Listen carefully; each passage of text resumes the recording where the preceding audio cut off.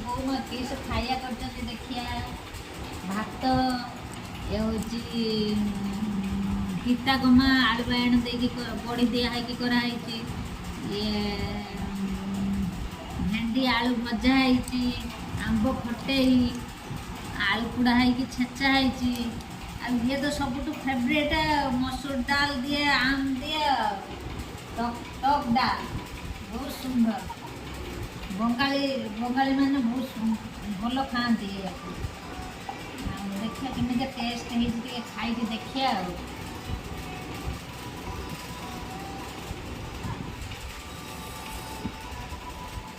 ହଁ ଡାଲ ତ ବଢ଼ିଆ ହେଇଛି।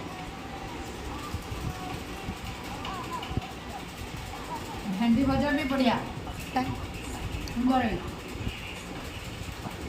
ପିତା ଖାଇବା।